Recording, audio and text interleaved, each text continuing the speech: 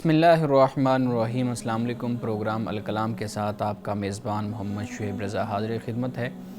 ناظرین کرام، پروگرام کے پہلے حصے میں ہم قرآن کریم کی کچھ آیات کو سمجھنے کی کوشش کرتے ہیں اور دوسرے حصے میں اپنے عہد کے نمائندہ سیاسی، سماجی، مذہبی موضوعات پہ پیدا ہونے والے سوالات کے جوابات ایک نئے نقطہ نظر سے جاننے کی کوشش کرتے ہیں۔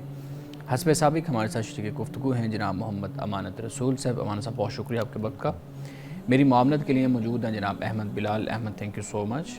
ناظرین کرام، آپ کے سکرین پہ ہمارا واٹس ایپ نمبر آ رہا ہوگا، آپ اپنے سوالات اس واٹس ایپ نمبر پر بھیج سکتے ہیں، ہم انشاءاللہ آپ کے سوالات کو ضرور ایڈریس کریں گے۔ امانت صاحب، جو کل کا پروگرام تھا اس میں ہم بات کر رہے تھے وہ قصہ جو قرآن کریم کے اندر بیان ہوا ہے حضرت آدم علیہ السلام کا، جہاں پہ شیطان جو ہے نا اس کا ایک کریکٹر بیان ہوا ہے، حضرت آدم کا ایک کریکٹر بیان ہوا ہے، اس قصے پہ ہم گفتگو کر رہے تھے۔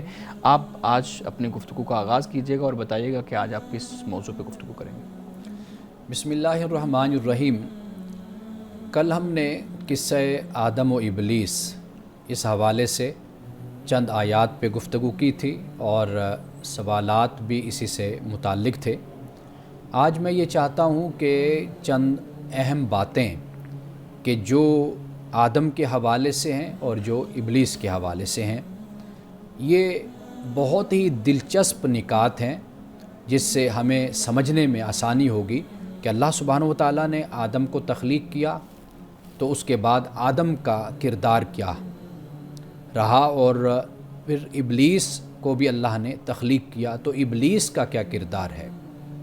تو یہ اس کا تقابل آپ سمجھ لیجئے کہ ہمیں سمجھنے میں آسانی ہوگی کہ آدم خطا اور غلطی کے باوجود بھی کہاں کھڑا ہوتا ہے، اور ابلیس کہ جس نے تکبر کا راستہ اختیار کیا تو وہ کہاں پر ہے۔ سب سے پہلی بات یہ دیکھیے کہ اللہ سبحانہ و تعالیٰ نے آدم کو شرم و حیا یعنی فطری طور پر یہ صفت عطا فرمائی۔ یعنی ایسا نہیں ہے کہ سماج یا معاشرہ یا کلچر یا پھر ماحول انسان کو شرم و حیا سکھاتا ہو، بلکہ شرم و حیا انسان کی جبلت اور انسان کی فطرت میں ہے۔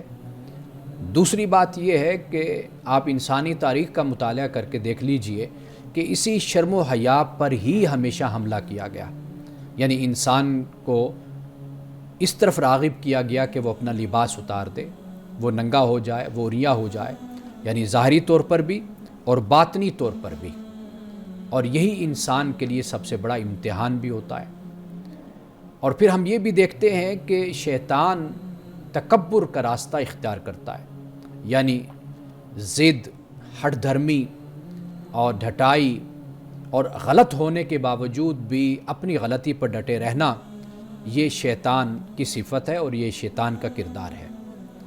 اس کے مقابل میں ہم یہ دیکھتے ہیں کہ انسان سے، آدم سے اگر غلطی ہوئی، خطا ہوئی تو توبہ کی، قرآن پاک نے اس کو بیان کیا۔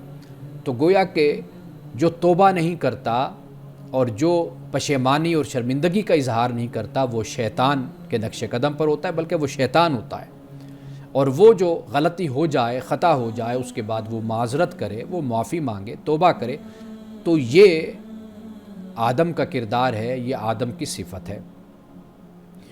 اور پھر یہ ہے کہ شیطان نے یعنی ابلیس نے اللہ سبحانہ و تعالیٰ سے جو مکالمہ کیا، اللہ نے اس سے پوچھا کہ بھئی کس وجہ سے، کس چیز نے تجھے روکا کہ تو جسے میں نے پیدا کیا یعنی آدم کو تو سجدہ نہ کرے، تو اس کی وجہ کیا ہے؟ اس نے کہا کہ مجھے آگ سے پیدا کیا اور آدم کو مٹی سے پیدا کیا۔ اب در حقیقت اس کا جو مکالمہ تھا وہ اللہ سبحانہ و تعالیٰ کے ساتھ تھا، یعنی قرآن مجید کو ہم پڑھتے ہیں تو وہ نعوذ باللہ اللہ سے یہ کہتا ہے فَبِمَا أَغْوَيْتَنِي، اس وجہ سے کہ تو نے مجھے گمراہ کیا، مجھے بھٹکایا، یعنی اللہ سے یہ جرت کر کے کہتا ہے۔ اور پھر کہتا ہے کہ کس کی وجہ سے؟ اس آدم کی وجہ سے، تو لہٰذا میں اس کے راستے میں بیٹھ کر ابن آدم کو بھٹکاؤں گا، سیدھے راستے سے میں دور کروں گا۔ قرآن مجید نے اس کو بیان کیا، یہ چیلنج ہے ابلیس کا۔ اور پھر وہ انسان سے بات نہیں کرتا، یعنی وہ اللہ سے بات کرتا ہے، یعنی یہ تکبر کا اس کا عالم ہے کہ وہ اللہ سے بات کرتا ہے آدم کے بارے میں، اور وہ ثابت یہ کرنا چاہتا ہے کہ آدم کو جو تو نے مرتبہ دیا، ارادہ اور اختیار دیا اور فرشتے اس کے سامنے جھکے، یہ اس کا مستحق نہیں تھا۔ اب وہ مستحق نہیں تھا، تو اسی کے لیے پھر اس نے آدم کو بھٹکانے کی کوشش کی۔ لیکن آدم نے اللہ کی بارگاہ میں توبہ کی، استغفار کیا۔ قرآن مجید نے سورۃ الاعراف میں اس دعا کو بیان کیا کہ ربنا ظلمنا انفسنا وان لم تغفر لنا وترحمنا لنکونن من الخاسرین، اے ہمارے رب ہم نے اپنے اوپر ظلم کیا، اپنی جانوں پر ہم نے ظلم کیا، تو اگر تو نے ہمیں معاف نہ کیا، ہمیں نہ بخشا، تو پھر ہم نقصان اٹھانے والوں میں سے ہو جائیں گے، تو اے مولا تو ہم پر رحم فرما۔ اب اس کے بعد یہ بات بھی سمجھ آتی ہے کہ شیطان اپنی بڑائی کا خود دعوے دار ہے، آدم اپنی بڑائی کے دعوے دار نہیں تھے۔ یعنی آدم کو اللہ نے مقام مرتبہ دیا اور فرشتوں سے کہا، لیکن شیطان خود اپنی بڑائی کا دعوے دار تھا، اللہ کی بارگاہ میں اسی بات کا دعویٰ کر رہا ہے کہ خلقتنی من نار، کہ تو نے مجھے آگ سے پیدا کیا، اس کو مٹی سے پیدا کیا۔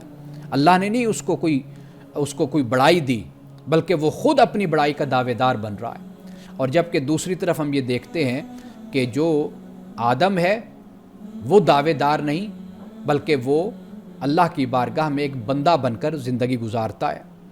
اور پھر ہم یہ بھی دیکھتے ہیں کہ شیطان نے خود نافرمانی کی، لیکن آدم سے نافرمانی کروائی گئی۔ یعنی شیطان نے خود اللہ کی نافرمانی کی، اور آدم نے خود اپنے ارادے سے نافرمانی نہیں کی، بلکہ آدم کو یہ راستہ دکھایا گیا، اس کو بہلایا گیا، پھسلایا گیا۔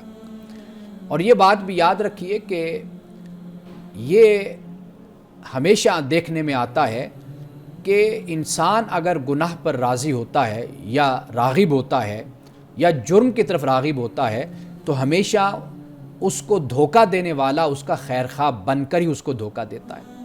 یعنی گناہ کو، جرم کو جسٹیفائی کرتا ہے، اس کی توجیہ کرتا ہے، پھر انسان گناہ کی طرف اکثر طور پر اس طرح راغب ہوتا ہے۔ ورنہ ایسا نہیں ہوتا کہ اس کو یہ بتایا جائے کہ یہ گناہ ہے، یہ جرم ہے، یہ غلط کام ہے، اس پر یہ سزا ہے، یہ سب کچھ ہے، پھر وہ اس کو کرے، تو یہ کم ہی ہوتا ہے۔ اکثر یہی ہوتا ہے کہ انسان یا تو اپنے نفس کے دھوکے میں آتا ہے، شیطان کے دھوکے میں آتا ہے، یا جو اس کے ساتھ ہوتا ہے وہ اس کو کہتا ہے کہ کوئی بات نہیں یار، ایک ہی دفعہ کر لیں گے، پھر ٹھیک ہے، اس کے بعد پھر چھوڑ دیں گے، نہیں کریں گے۔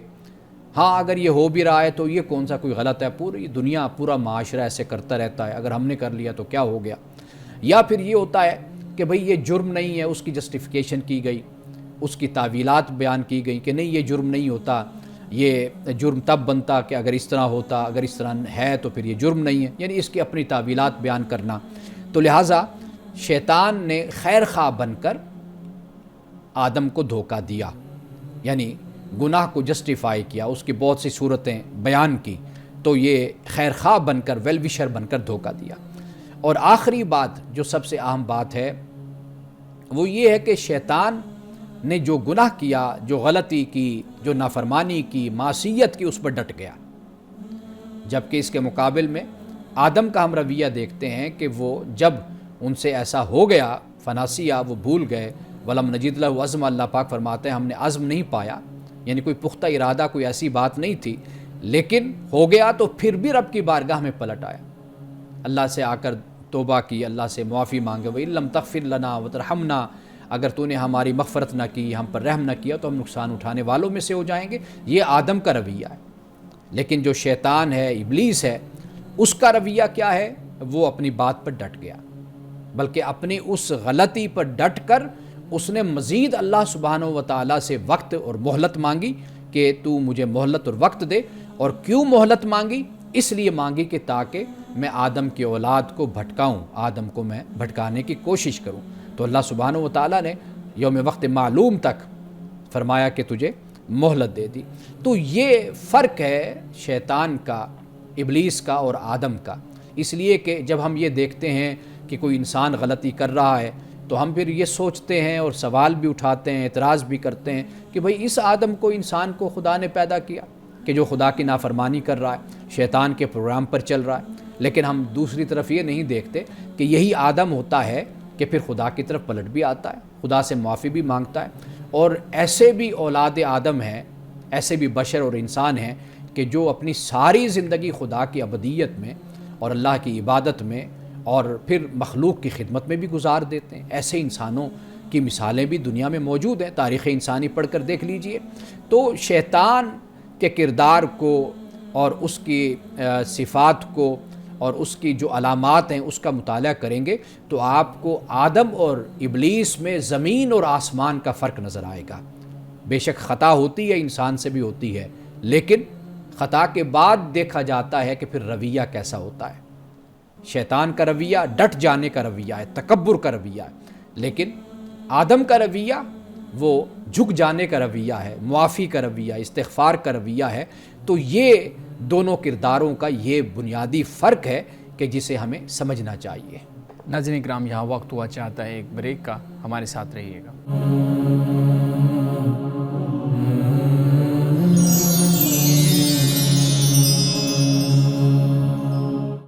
ویلکم بیک ناظرین۔ امان صاحب بہت شکریہ، آپ بڑا ہی خوبصورت وہ سبق ہے جو ہمیں قصہ آدم و ابلیس کا جو نظر آتا ہے اس کے اندر۔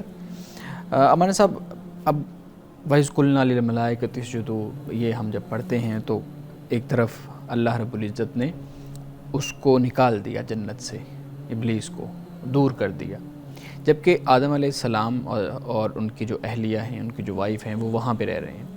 اب جنت میں داخلہ کس طرح ہوا؟ ہمارے ہاں اس پہ مختلف طرح کی روایات موجود ہیں، مختلف طرح کے جو ہے نا وہ قصے موجود ہیں کہ کیسے شیطان حضرت آدم علیہ السلام کو بہکانے کے لیے جنت میں داخل ہوا۔ کچھ لوگ کہتے ہیں جنت میں داخل نہیں ہوا، جنت کی دیوار پہ آیا، اس طرح سے۔ آپ کی اس بارے میں کیا رائے ہے؟ اچھا، پہلی بات یہ کہ اللہ تعالیٰ نے اپنی بارگاہ سے اس کو نکالا۔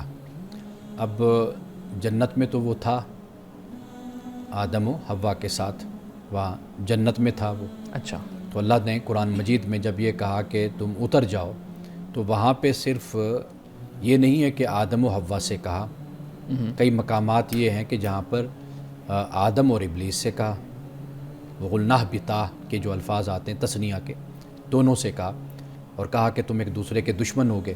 تو آدم اور ابلیس یہ ایک دوسرے کے فطری دشمن بھی ہیں، اور دونوں سے کہا کہ بھئی تم یہاں سے نکل جاؤ اور زمین پر چلے جاؤ۔ ایک تو یہ بات ہے۔ دوسری بات یہ ہے کہ جو وساوس ہوتے ہیں، وسوسے ہوتے ہیں، وسواس جس کو ہم کہتے ہیں، وہ ہوتے ہیں، اس کے لیے کہیں پر اس کا موجود ہونا یہ بھی لازم اور ضروری نہیں ہے۔ یعنی وسوسے ڈالے جاتے ہیں، انوائٹ کیا جاتا ہے اور دعوت دی جاتی ہے گناہ کی، وہ شیطان کو یہ اختیار حاصل ہے۔ قرآن پاک نے جیسے بیان کیا کل قیامت کے دن اس پر جب ایمان والے یہ بات کہیں گے کہ بھئی اس نے ہمیں بھٹکایا، تو وہ کہے گا میں نے تو تمہیں صرف انوائٹ کیا تھا، تمہیں دعوت دی تھی، بلایا تھا، تم نے دعوت کو قبول کر لیا، تم نے دعوت قبول کی تھی اور تم نے اس کے مطابق پھر عمل کیا تھا۔ تو لہٰذا یہ جو بحث ہے قرآن پاک جیسے بیان کرتا ہے کہ وہ بعد میں پھر یہ ہوا کہ شیطان کو نکالنا یہ ایک سزا کے طور پر ہو گیا، آدم کا وہاں سے جنت سے نکلنا وہ در حقیقت ایک آزمائش اور امتحان کے طور پر ہو گیا۔ جی بالکل ٹھیک ہے۔ ایک سوال یہ ہے کہ کیا اس وقت بھی شیطان فزیکلی موجود تھا؟ اس وقت تو جب ہم کہتے ہیں کہ یہ شیطان نے تم سے اس طرح اکسایا ہے یا کیا ہے کام، تو شیطان موجود نہیں ہوتا، کیا اس وقت بھی موجود نہیں تھا یا تھا فزیکلی؟ دیکھیے، شیطان اللہ کی مخلوق تھا، اور جس طرح آدم تھے اسی طرح شیطان بھی تھا، اور جس طرح حضرت آدم علیہ السلام وفات پا گئے اسی طرح شیطان بھی وفات پا گیا، چلا گیا۔ اب جیسے ابن آدم ہے، اولاد آدم ہے، اسی طرح شیطان کے چیلے بھی ہیں جو آگے اس پروگرام کو چلا رہے ہیں۔ شیطان کے وہ پروگرام ہڈن کو چلا نظر رہے نہیں آتے۔ ہاں، وہ ہڈن آپ اس کو کہہ لیجئے۔ قرآن پاک نے دو لفظ استعمال کیے نا، ایک ابلیس کا اور ایک شیطان کا۔ شیطان تو انسانوں میں بھی ہوتے ہیں، شیطان جنوں میں بھی ہوتے ہیں۔ پھر تو یہ ایک صفت شیطان در حقیقت جی ایک صفت کہہ لیجیے، یعنی جو شریر لوگ ہیں، شرپسند لوگ ہیں، ان کے لیے دونوں طبقوں کے لیے استعمال ہوا ہے، یعنی جنوں کے لیے بھی اور انسانوں کے لیے بھی استعمال ہوا۔ جو ابلیس ہے یہ در حقیقت نام ہے اس کا کہ جو حضرت آدم کے وقت موجود تھا۔ ایک سوال یہ بھی ہوتا ہے نا کہ وہ جو کہتے ہیں کہ آپ نے بھی اپنی گفتگو میں بتایا کہ آدم علیہ السلام نے جو غلطی کی، جو ان کی وہ ایک آزمائش تھی، ان کی جو خطا ہے وہ انہوں نے خود نہیں کی بلکہ شیطان نے اکسایا، اور شیطان نے خود جو غلطی ہے اس کی وہ اس نے خود کی اور اس پر وہ ڈٹا رہا, اسے اکسانے والا کوئی نہیں تھا. لیکن سوال یہ پیدا ہوتا ہے نا کہ شیطان کو بھی تو اللہ کی طرف سے حکم تھا, اس نے بغیر اللہ کے حکم کے تو نہیں کیا, کیونکہ اس سے پہلے وہ بھی معزز لوگوں میں شامل تھا. اچھا, پہلی بات تو یہ ہے کہ جو اللہ کا حکم ہے نا وہ شرعی احکام ہوتے ہیں نا, ان میں اللہ پاک حکم دیتا ہے, امر ہوتا ہے کہ بھئی یہ کرو اور یہ نہ کرو. باقی جو معاملات ہیں نا ان میں خدا کا حکم نہیں ہے, چوائس ہے. ہاں, وہ انسان ہو وہ جن ہو, اللہ تعالیٰ نے یہ ذوی العقول مخلوقات ہیں, ان کو یہ اختیار ہے کہ وہ یہ کریں وہ یہ نہ کریں. جس نے جو کیا وہ اپنی مرضی اپنی ارادے سے کیا. لیکن یہ بات تو یوں نہیں کہتے, معذرت, یہ بات تو یوں نہیں کہتے کہ جب یہ شیطان ابلیس والا واقعہ سارا ہو گیا اس کے بعد اب یہ ہمارے پاس چوائس ہے, اس سے پہلے تو شیطان کا کنسیپٹ ہی نہیں تھا. تو جو سب سے پہلی وہ جو غلطی ہوئی ہے وہ بھی پھر چوائس کی وجہ سے ہی ہوگی. دیکھیے, یہ جب واقعہ ہوا اسی وقت خدا کی تقسیم ہو چکی تھی. یعنی مثال کے طور پر قرآن پاک جب کہتا ہے اذ قال ربک للملائکۃ انی جاعل فی الارض خلیفہ, تو خدا نے پہلے آدم کو پیدا کیا نا. جی. تو پھر جب آدم پیدا ہو گئے تو فرشتوں نے جو پیدائش سے پہلے کہا کہ بھئی یہ زمین میں فساد پھیلائے گا, خون بہائے گا, تو یہ جو سارے اعمال ہیں یہ اس کی تخلیق سے پہلے یہ سارا کچھ بیان ہو رہا ہے, پلان تو پورا بیان ہو گیا. اب اس کے بعد پھر اللہ تعالیٰ نے فرشتوں سے کہا کہ بھئی سجدہ کرو آدم کو, تو یہ اس سے متعلق ہے بات. جی. اچھا مولانا صاحب, ایک بہت اہم اسی سے متعلق ایک بحث ہمارے ہاں چلتی ہے. بلال صاحب آپ بھی اس میں جو ہے نا میری معاملت کیجئے گا. جو پھل کھانے کا معاملہ ہے, وہ کہتے ہیں جی حضرت آدم علیہ السلام نے پھل نہیں کھایا, بلکہ وہ جو صنف نازک جو ہے نا وہ جس کو ہم کہتے ہیں, یعنی عورت, حضرت آدم کی جو اہلیہ تھیں حضرت حوا, انہوں نے اکسایا تھا پھل کھانے پہ کہ نہیں تم یہ پھل کھاؤ تاکہ ہم جو ہے نا وہ لانگ لاسٹنگ ہو جائیں, ہم ایک لمبی زندگی گزاریں. تو آپ کی کیا رائے ہے اس پہ کہ کیا قرآن کہیں پہ اس چیز کو بیان کرتا ہے کہ اس چیز کے اندر عورت کا کردار تھا اور اس کو پھر جوڑ دیا جاتا ہے عورت کی چالاکی سے, معاذ اللہ, اور ان چیزوں سے؟ دیکھیے, قرآن مجید نے فَأَكَلَا کے الفاظ استعمال کیے کہ دونوں نے کھایا. فَلَمَّا ذَاقَ الشَّجَرَةَ, دونوں نے چکھا درخت کو. قرآن نے تثنیہ کا صیغہ استعمال کیا ہے. قرآن نے کہیں پر بھی یہ بیان نہیں کیا کہ حوا نے بہلایا یا پھسلایا, یہ نہیں. دونوں کو فَأَزَلَّهُمَا الشَّيْطَانُ, برابر ٹھہرایا دونوں کو پھسلایا, ورغلایا. شیطان نے دونوں کو ورغلایا, آدم کو بھی حوا کو بھی. قرآن میں کہیں پر بھی ایسا کوئی بیان نہیں ہے. یہ پہلی کتابوں میں بیان کیا جاتا ہے کہ اس کی جو جڑ ہے, بنیاد ہے, وہ حوا ہیں. تو قرآن جو بیان کرتا ہے دونوں کو شریک کرتا ہے اس میں, اس ارادے میں اور اس نیت میں اور پھل کھانے میں, آگے بڑھنے میں, سب کچھ دونوں تثنیہ کا صیغہ قرآن استعمال کرتا ہے. جی بالکل ٹھیک ہے. اچھا, پھر ہمارے ہاں اس سے متعلق اور بھی بڑی چیزیں بیان کی جاتی ہیں نا, بہت سی روایات بھی مولانا صاحب ہمارے سامنے آتی ہیں, آپ کے سامنے بھی آتی ہیں, کہ جس میں جو ایک دوسرا جینڈر ہے, یعنی جو خاتون ہے, اس کے کردار کو, اس کے جو ہے نا وہ اس کی ذات کو ایک درجہ کم کہہ لیں یا اس کے لیے کوئی اور لفظ استعمال کر لیں, یعنی وہ تقابل میں لا کے منفی کردار ہمارے ہاں سامنے آتا ہے. اور کہیں پہ بھی ہمارے معاشرے میں بھی کوئی اس طرح کا معاملہ ہونا تو اس کو کہیں نہ کہیں جوڑ دیا جاتا ہے کہ اس کی تو فطرت ہی اس طرح کی ہے. تو کیا اللہ رب العزت نے فطرتاً عورت کے اندر یہ چیز رکھی ہے؟ دیکھیے, دونوں ایک جیسے ہیں, مرد ہے یا عورت. اچھا, قرآن پاک نے ذاکرن او انسا سورۃ آل عمران میں آخر میں یہ الفاظ استعمال کیے, یعنی اچھے کام مرد کرے یا عورت, خدا کی طرف سے ان دونوں کو جزا ملے گی. دونوں ایک ہی طرح کے ہیں, ایک ہی مٹی سے, ایک ہی جگہ سے دونوں کی تخلیق ہوئی, ایک ہی مادہ ہے دونوں کا. تو لہٰذا اس طرح کی تقسیم کرنا یہ بالکل قرآن کے بھی خلاف ہے, اور اللہ کی جو سکیم ہے اس کے بھی یہ بات خلاف ہے. بالکل. ناظرین کرام, یہاں وقت ہوا چاہتا ہے ایک بریک کا, ہمارے ساتھ رہیے گا.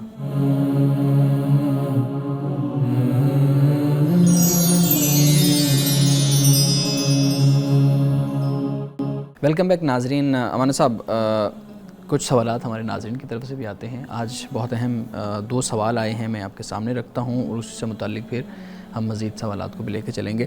پوچھتے ہیں جی کہ جو علماء ہیں وہ جب بھی اپنے سے جو ہے نا وہ مخالف کہہ لیں نظریہ کو سنتے ہیں یا آپ کہہ لیں کہ کوئی الٹرنیٹ نظریہ اپنے مقابلے میں سنتے ہیں تو ان کے اندر ایک ہائپرنیس والی کیفیت پیدا ہو جاتی ہے، وہ برداشت نہیں کر پاتے، ان کے اندر حوصلہ کیوں نہیں ہوتا کہ وہ دوسرے کی بات کو سن سکے؟ بڑے بڑے علماء کا بھی انہوں نے کچھ کا نام لیا ہوا تھا۔ دیکھیے پہلی بات تو یہ کہ علم انسان میں عاجزی پیدا کرتا ہے، ہمبلنس پیدا کرتا ہے، اور ہمارے علماء کا فقہاء کا طریقہ کار ہمیشہ یہی رہا جو ہم نے پڑھا، وہ اپنی بات پیش کر دیا کرتے تھے اور دوسرے کی بات کو سن لیا کرتے تھے، مناظرہ سے، مباہلہ سے اور ان چیزوں سے وہ بہت ہی پرہیز کیا کرتے تھے، کبھی بھی الجھاؤ نہیں پیدا کرتے تھے، اس لیے کہ یہ بہت ہی نازک معاملہ اس طریقے سے ہو جاتا ہے اور اس طریقے سے حساس ہو جاتا ہے کہ آپ بات کر رہے ہیں دین پہ، اور اگر آپ دین پہ بات کرتے ہوئے آپ کا انداز، آپ کا اسلوب اچھا نہیں ہے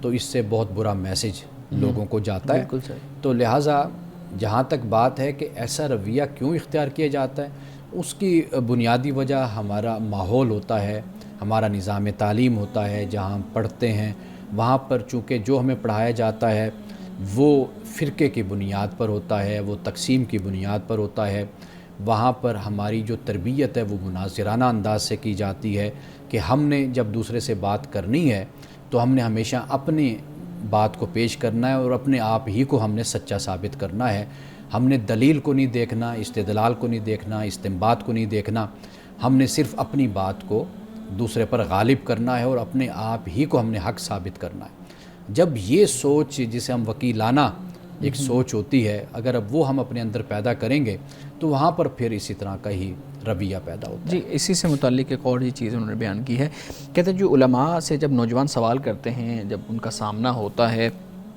تو وہ بجائے بات کا حل نکالنے کے، بات کا جواب دینے کے، بات کو سمجھنے کے، فتویٰ بازی اور لان دان کے اوپر جو ہے نا وہ کھڑے ہو جاتے ہیں۔ تو ان کو یہ کس نے اختیار دیا ہے کہ وہ کسی کے بارے میں کوئی فتویٰ دیں؟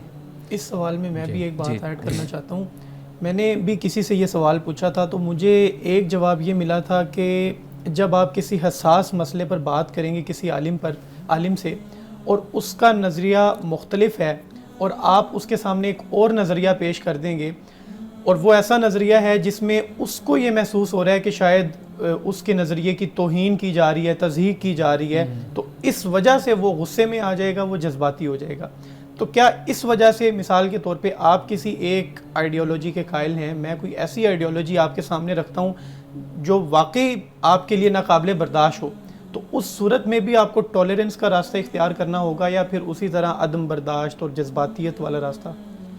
قرآن مجید نے سورۃ الانعام میں اس مسئلے کو اس طرح بیان کیا ہے کہ مثال کے طور پر اس وقت کفار تھے، وہ کوئی اسلام کے بارے میں، دین کے بارے میں کوئی نازیبا گفتگو کرتے تھے یا تمسخر وہ اڑاتے تھے، تو مسلمانوں سے یہ کہا گیا کہ آپ وہاں سے اٹھ جایا کریں، اس مجلس سے، اس محفل سے، اور جب وہ تمسخر چھوڑ دیں اور ایسی لغو گفتگو ترک کر دیں تو پھر ان میں آ کر تم بیٹھ جایا کرو۔ بیٹھنے سے مراد یہ ہے کہ واضح بات ہے کوئی تبلیغ، کوئی دعوت، کوئی اچھی بات ان تک پہنچانی ہے تو وہ تمہاری ذمہ داری ہے۔ بالکل، یہ بنیادی بات ہے۔ ہم کوئی خدائی فوجدار نہیں ہیں، ٹھیک ہے، ہم ایک دین کے طالب علم ہیں، ایک عالم ہیں، مبلغ ہیں، داعی ہیں۔ ہماری ذمہ داری یہ ہے کہ دوسرا شخص جو ہم سے سوال کر رہا ہے یا اعتراض بھی کر رہا ہے، ہم یہ دیکھیں کہ اس کے بیک گراؤنڈ میں کیا چل رہا ہے۔ اب دیکھیے کہ لوگ ایسی صحبتوں میں، ایسی مجلسوں میں بیٹھتے ہیں، خود وہ بہت اچھے ہوتے ہیں، نیک نیت بھی ہوتے ہیں، سب کچھ ہوتا ہے، لیکن وہ جو مجلس ہوتی ہے اس کی وجہ سے وہ کنفیوژن کا شکار ہو جاتے ہیں، بہت سے مسائل ان کے ذہن میں اٹھتے ہیں۔ اچھا، پھر ان سوالوں کو جو رزق ملتا ہے، جو طاقت ملتی ہے، وہ آپ کا ماحول دیتا ہے۔ جب وہ مختلف علماء کے پاس جائیں گے، مذہبی لوگوں کے پاس جائیں گے، وہ وہاں سے ان کو تسلی بخش جواب نہیں ملتا، وہ الجھ سے جاتے ہیں۔ ادھر سے اس محفل میں بیٹھے، وہاں سے سوال، پھر ادھر جب آئے تو پھر یہاں پر بھی ایک سخت رویہ، اس کی وجہ سے وہ ایک نئی مشکل میں پھنس کر رہ جاتے ہیں بیچارے۔ تو پھر جو اہل علم لوگ ہوتے ہیں، اہل علم ہوتے ہیں، ان کی ذمہ داری یہی بنتی ہے کہ وہ ایسے لوگوں کے پس منظر کو مد نظر رکھتے ہوئے ان کو ہمیشہ اس طریقے سے لے کر چلیں کہ جس سے ان کا اطمینان ہو اور وہ اسلام سے وابستہ رہیں۔ دیکھیں مقصد کیا ہے؟ مقصد تو الٹیمیٹ یہی ہے نا کہ اسلام سے دوسرا جڑے، بالکل، نہ یہ کہ اس کو اسلام سے باغی کرنا ہے۔ اگر ہم یہ رویہ اختیار کرتے ہیں جو آپ بیان کر رہے ہیں، اس سے تو واضح بات ہے کہ وہ دوری پیدا ہوگی، بغض پیدا ہوگا، وہ تو نفرت پیدا ہوگی۔ اگر آپ اس سے اچھے طریقے سے ٹالریٹ کر کے بات کریں گے تو اس کا نتیجہ یہ نکلے گا کہ وہ اسلام کے ساتھ جڑتا چلا جائے گا، اور آپ کی خواہش بھی یہی ہوتی ہے۔ اچھا، یہاں پہ نا میں ایک آپ کے ساتھ ایک چھوٹا سا ایک تجربہ شیئر کرتا ہوں۔ ہماری کچھ دوستیں ہیں تو وہ خواتین کے حقوق پہ کام کرتی ہیں، تو انہوں نے ایک آئینی آپ کہہ لیں کہ ایک بینچ ہے علماء کا، اس کے ساتھ ملاقات کی جب، اور ان کے سامنے انہوں نے مختلف سوالات رکھے، اور سوالات بھی میں آپ کے سامنے رکھ دیتا ہوں، جیسے ہومو سیکچولیٹی سے متعلق تھے، ٹرانس لوگوں سے متعلق تھے، جنس کو تبدیل کروانے کے متعلق تھے، ان چیزوں کے متعلق۔ تو انہوں نے کہا کہ اگر اتنے بڑے لیول پہ جن علماء کی سلیکشن ہوتی ہے، جو اس لیول پہ آ کے جب ہم ان سے بات کی تو ہمیں یہ لگ رہا تھا کہ شاید یہ اٹھا کے ہمیں باہر پھینک دیں گے، یا پھر یہ ہمیں کچھ چیز مار دیں گے کہ ہم اس طرح سے سوالات کیوں کر رہے ہیں۔ تو آپ یہ بتائیے گا کہ اگر کچھ سوالات جن کو علماء کہتے ہیں کہ علماء کی طرف سے یہ پھر بات آتی ہے کہ بچے ایسے سوالات کرتے کیوں ہیں، جب ان کو کہا گیا ہے کہ اس ڈومین میں تم نے سوال نہیں کرتا، اس ڈومین کے اندر صرف علماء کا کام ہے، اس ڈومین میں صرف عام لوگوں کا کام ہے، تو وہ اس ڈومین میں گھسنے کی کوشش کیوں کرتے ہیں۔ یہ جو آگ بگولا ہونے والا معاملہ ہے ہمارے علماء کی طرف سے، یہ کچھ سوالات کے اوپر ہی ہوتا ہے یا ایک عمومی رجحان بن گیا ہے؟ دیکھیے، پہلی بات تو یہ ہے کہ ڈومین کس نے متعین کی ہے؟ علماء نے خود، ٹھیک ہے نا، علماء نے کی ہے نا، خدا نے تو نہیں مقرر کی نا یہ ڈومین، یہ ایریا۔ آپ یہ دیکھیے نا کہ سوالات تو کوئی بھی کسی طرح کا بھی سوال کر سکتا ہے، آپ سے پوچھ سکتا ہے، کوئی بھی پرابلم ہو سکتی ہے۔ آج بھی ہم بیٹھے ہوئے جب ہم اپنے نصاب پر بات کر رہے تھے درس نظامی کے حوالے سے، تو وہاں پر یہ بات زیر بحث ہوئی تھی کہ یہ جو جدید مسائل ہیں ان سے کیوں بے پرواہی برتی جاتی ہے، ان مسائل کو کیوں نہیں ڈسکس کیا جاتا۔ یعنی جدید فلسفہ ہے، جدید علم کلام ہے، جدید معاشرتی مسائل ہیں، جدید دنیا کے مسائل ہیں، ہیومن رائٹس کی جدید ابحاث بہت۔ دیکھیے میں آپ کو بتاؤں، مثال کے طور پر آپ فقہ کو لے لیجئے۔ اب فقہ میں کیسے کیسے وہاں پر مسائل بیان کیے جاتے ہیں، یعنی خواتین سے متعلق بھی بیان کیے جاتے ہیں، مردوں سے متعلق بھی بیان کیے جاتے ہیں۔ بالکل ایسے مسائل ہیں جو فطری مسائل ہیں، جی بالکل، وہ ہمارے مدارس میں پڑھائی نہیں جا رہے۔ بالکل پڑھائی جا رہی۔ وہ کیوں پڑھائے جا رہے ہیں؟ اس لیے کہ اس وقت یہ مسائل درپیش ہوتے تھے، ان کو کتابوں میں شامل کیا گیا۔ اب جو جدید مسائل پیدا ہو رہے ہیں جن کی طرف آپ نے اشارہ کیا، ان کو کیوں نہیں فقہ میں شامل کیا جاتا، ان کے بارے میں کیوں نہیں طلباء کو آگاہی دی جاتی؟ تو ہمارا مسئلہ سب سے بڑا یہ ہے کہ ہمارا جو نصاب تعلیم ہے، تعلیمی نصاب ہے، وہ آؤٹ ڈیٹڈ ہو چکا نا۔ اب جن ابحاث سے ہمارے علماء کی واقفیت ہی نہیں ہے، تعلق ہی نہیں ہے، تو اس بنیاد پر جب ایک چیز سے واقفیت اور تعلق نہیں ہے تو اس کا جواب بھی نہیں آتا۔ پھر جب جواب نہیں ہے تو پھر واضح بات ہے کہ اس کا رد عمل پھر یہی ہوتا ہے کہ انسان غصے میں آتا ہے، انسان لڑتا ہے، انسان بولتا ہے۔ اچھا، پھر ایک اور ذہنیت جو ہمارے ہاں کار فرما ہے وہ یہ ہے کہ یہ یورپ کی سازش ہے، یہ مغرب کی سازش ہے۔ ہر جو بات ہوتی ہے اس کو جوڑ دیا چلے ہم نے مان لیا کہ یہ مغرب کی سازش ہے، لیکن آپ کیا ان مسائل سے آنکھیں بند کر سکتے ہیں؟ آپ اپنے معاشرے کو دیکھ لیجئے کہ اس کے اثرات ہمارے نوجوانوں پر بھی پڑ رہے ہیں، لڑکوں پر، لڑکیوں پر۔ تو کیا ہم اس طریقے سے ڈانٹ کر یا ان کے سوالوں کو رد کر کے کیا اس مشکل سے اپنے معاشرے کو نکال سکتے ہیں؟ کبھی نہیں نکال سکتے۔ تو میں یہ سمجھتا ہوں کہ جہاں پر ہمارا جو تعلیمی نصاب ہے اس میں یہ ساری جدید ابحاث اور مسائل کو شامل کرنے کی بھی ضرورت ہے، اور پھر اگر نہیں ہے شامل تو علماء کو کم از کم ان کو پڑھ کر اسی طریقے سے جس طرح کتاب و طہارت میں لکھے ہوئے مسائل کو وہ پڑھتے ہیں یا لونڈی اور غلام کے مسائل کو پڑھتے اور پڑھاتے ہیں، اسی طریقے سے ان مسائل کو بھی سنجیدہ لیں اور اس کا حل لوگوں کو بتائیں۔ جی بالکل ٹھیک ہے، لیکن مولانا صاحب آپ نے کہا کہ ان مسائل پہ بات کریں، وہ تو کہتے ہیں کہ یہ مسائل ہیں ہی نہیں۔ مثال کے طور پہ جن مسائل کے 2-3 کا میں نے آپ کے سامنے ذکر کیا، وہ کہتے ہیں کہ نہیں، یہ تو گمراہ کن خیالات ہیں، یہ مسائل ہی نہیں ہیں، یہ تو جان بوجھ کے پاکستان کے ماحول میں، اسلام کے ماحول میں ان کو شامل کیا گیا۔ جیسے خاص طور پہ LGBT لوگوں کے مسائل پہ جب بات ہوتی ہے تو وہ کہتے ہیں تو سراسر بے حیائی ہے، لیکن اب اور جو بے حیائی پہ کیسے بات کی جائے؟ بالکل، جو گیز یا لیسبین لوگ ہیں وہ تو کہتے ہیں کہ یعنی ہمارے لیے تو ایک بڑا سنجیدہ مسئلہ ہے، ہماری تو زندگی، ہماری سپیس ہی نہیں ہے مذہب کے اندر۔ بالکل، دیکھیے یہ ان کی کم علمی ہے، علماء کی کم علمی، ان مسائل سے آنکھیں بند کرنا۔ اچھا، یہ جسے آپ کہہ لیجئے کہ یہ مسائل ہیں اور ان مسائل پر ہمیں سنجیدہ غور و فکر کرنا ہوگا، ہمیں بیٹھنا ہوگا، ہمیں بات کرنی ہوگی۔ ہم کب تک ان مسائل کا انکار کرتے رہیں گے؟ آپ ایتھیزم کی بات کرتے ہیں نا، اب خود ہمارے مذہبی خاندانوں میں، گھرانوں میں ہمیں ایسے نوجوان ملتے ہیں کہ جن کا کوئی تعلق بھی مذہب کے ساتھ نہیں ہوتا، مذہب کے ماحول میں رہتے ہوئے وہ باغی ہوتے ہیں لیکن خاموش رہتے ہیں۔ تو یہ نوبت کیوں پہنچی؟ اس لیے کہ وقت پر اس کا علاج نہیں کیا گیا۔ چند علماء نے کیا، ان کی آواز جو ان سے ہے وہ صحرا کی آواز ثابت ہوئی ہے، اور جو ہمارے جو علماء ہیں انہوں نے ان مسائل سے آنکھیں بند کر رکھی ہیں۔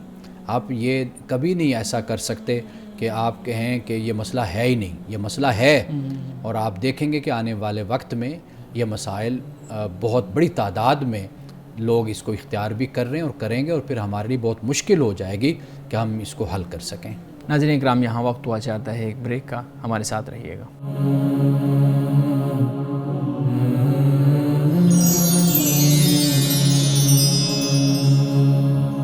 پروگرام میں ایک دفعہ پھر خوش آمدید۔ امان صاحب، بات ہو رہی ہے علماء نئی ابحاث سے آنکھیں کیوں بند کر لیتے ہیں، اس پہ سیخ پا کیوں ہو جاتے ہیں۔ آپ نے اپنی گفتگو میں بات کی تھی کہ یہ جو ڈومین ہے جس میں علماء کہتے ہیں کہ اس ڈومین میں کن افراد کو، کن اشخاص کو سوال کرنے کا حق ہے، اس ڈومین میں سوال کرنے کا حق نہیں ہے، تو وہ جو ڈومین ہے وہ ہمیں رسول اللہ صلی اللہ علیہ وسلم کی کچھ روایات ہمیں ملتی ہیں، ان روایات کے اندر ہمارے سامنے یہ چیزیں آتی ہیں کہ رسول اللہ صلی اللہ علیہ وسلم نے فرمایا کہ اس ڈومین کے اندر تم چیزوں کو سوچو بھی نہ، اب اس سے آگے تمہارا لیول نہیں ہے سوچنے کا، لیکن انسان کا دماغ ہے، شعور خدا نے دیا ہوا ہے، اگر خدا چاہتا ہے کہ وہاں سے آگے انسان نہ سوچے تو پھر خدا شعور ہی نہ دے ان چیزوں کا۔ لیکن جب خاص طور پہ تقدیر کے معاملات ہیں اور بڑے اس طرح کے بہت سے معاملات ہیں، تو یہ ڈومین تو پھر رسول اللہ صلی اللہ علیہ وسلم کی روایات سے سیٹ ہوئی ہے۔ دیکھیے، پہلی بات تو یہ ہے کہ رسول اللہ صلی اللہ علیہ وسلم کے زمانے میں اہل کتاب تھے، اور اہل کتاب کا جو رویہ تھا قرآن مجید نے اس کو بیان کیا کہ وہ سوال پہ سوال کرتے تھے، اور سوال کرنے کا مقصد یہ ہوتا تھا کہ وہ عمل سے بچنا چاہتے تھے، جیسے گائے کا واقعہ قرآن پاک نے بیان کیا۔ تو سوال میں ایک نیت یہ ہوتی ہے کہ کسی طریقے سے پیغمبر کی طرف سے کوئی حکم اللہ کی طرف سے نازل ہوتا ہے، پیغمبر بتاتا ہے، تو وہ حکم کو ٹالنے کا ایک انداز ہوتا ہے کہ رسول اللہ صلی اللہ علیہ وسلم سے قرآن پاک نے کہا کہ آپ سوال نہ کریں کہ اگر وہ ظاہر ہو جائیں تو تم مشکل میں پڑ جاؤ۔ وہ یہی رویہ قوم یہود کا تھا۔ مثال کے طور پر گائے کو آپ دیکھ لیجئے، اب وہ گائے کے بارے میں سوال کر رہے ہیں، ایک حکم ہے کہ بھئی عمل کرو، گائے کو ذبح کر دو، بس بات ختم ہو گئی۔ اب انہوں نے آگے سوال کرنا شروع کر دیا کہ جوان ہو، بوڑھی ہو، کاشت کرنے والی ہو، نہ کرنے والی ہو، رنگ کیسا ہو۔ اب دیکھیں نا، یہ مشکل سے مشکل پڑتی چلی گئی۔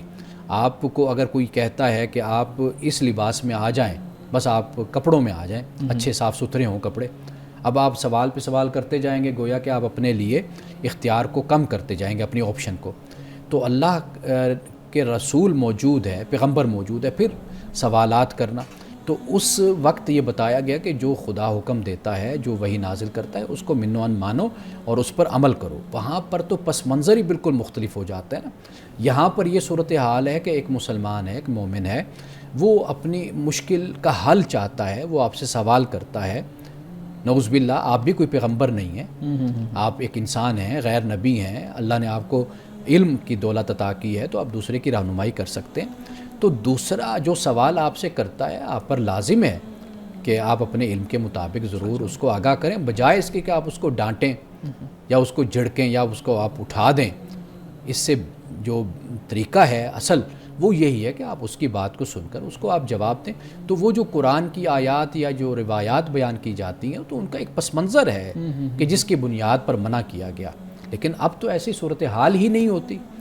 تو لہٰذا کوئی اپنا مسلمان بھائی ہے، نوجوان بچہ ہے، بچی ہے، وہ آتے ہیں سوال کرتا ہے تو اس کے سوال کو بہتر طریقے سے آپ اس کو کاؤنٹر کریں، جواب دیں، ٹیکل کریں۔ نہیں آتا تو آپ کہہ دیجئے کہ میں اس کو پڑھ کر اور مزید اس پر میں غور و فکر کروں گا۔ پھر اچھا، یہ بتائیے گا، کیا کوئی ایسا سوال ہے جس سے رسول اللہ صلی اللہ علیہ وسلم نے منع کیا ہو کہ آج کے دور میں ہم دیکھ لیں کہ یہ ڈومین یا یہ سوال ہے جس سے رسول اللہ نے بالکل منع کر دیا؟ اچھا، اس سے پہلے نا میں ایک سوال پوچھنا چاہتا ہوں، پھر آپ بے شک شعیب صاحب کا جواب دیجیے گا۔ یہ جو ابھی آپ نے گائے والا واقعہ بیان کیا، اس میں کچھ لوگ یہ اعتراض کرتے ہیں کہ گائے کے متعلق جو سوالات تھے وہ ان کی عقل کا تقاضا تھا، وہ انہوں نے پوچھنا تھا، کیونکہ وہ عقل میں بات آ نہیں سکتی تھی کہ گائے کو ذبح کر کے ہمیں معلوم ہو جائے گا کہ بھئی کون قاتل ہے یا اس پورے واقعے کے بیک اینڈ پہ کیا چل رہا ہے. تو اس لیے ان کی عقل نے انہیں مجبور کیا اور انہوں نے سوالات پوچھے. آپ نے یہ بتایا کہ اگر نبی موجود ہیں تو پھر تو آپ کو ہر صورت میں تسلیم کرنا ہے جو بھی حکم آئے. کیا ایک بات عقل میں نہیں آ رہی پھر بھی وہ تسلیم کریں؟ تو یہ سوال تو وہ لوگ کرتے ہیں جو نون مسلم ہیں، عام طور پہ اعتراض کرتے ہیں. بلکہ وہ شعوری ایمان تو نہ ہوا، پھر وہ شعوری ایمان نہیں ہوا بالکل. اچھا، پہلی بات تو یہ کہ یہ جو گائے کا واقعہ ہے نا، جی یہ اس کا اس قاتل سے کوئی تعلق نہیں ہے. وہ ایک بالکل مختلف واقعہ ہے جس کا ذکر وَإِذْ قَتَلْتُمْ نَفْسًا فَادَّارَأْتُمْ فِيهَا میں ہوتا ہے.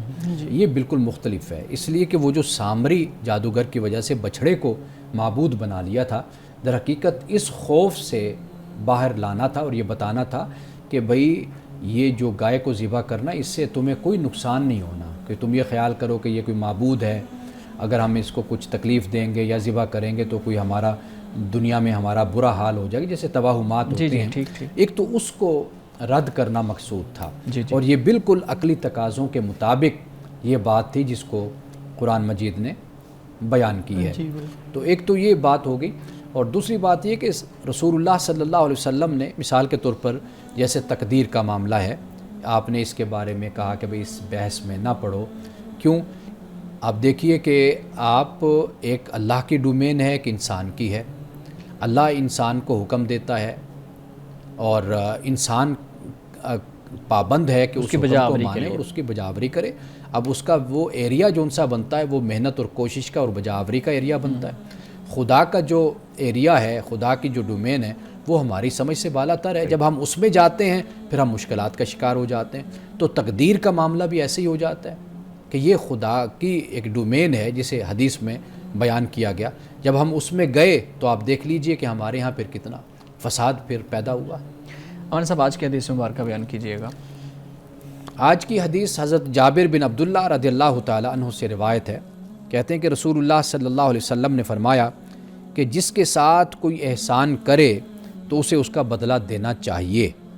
اگر بدلہ دینے کی طاقت نہ ہو تو اس کا اچھے الفاظ میں ذکر ہی کر دے، کیونکہ جس نے اس کا اچھے الفاظ میں ذکر کیا گویا کہ اس کا شکر ادا کیا. اس لیے کہ اگر کوئی آپ پر مجھ پر کوئی احسان کرتا ہے، سب سے پہلی بات یہ ہے کہ ہمیں اس کا شکر گزار ہونا چاہیے، اور اپنی طرف سے اگر ہم کچھ کر سکتے ہوں اس کے بدلے میں تو ہمیں ضرور کرنا چاہیے.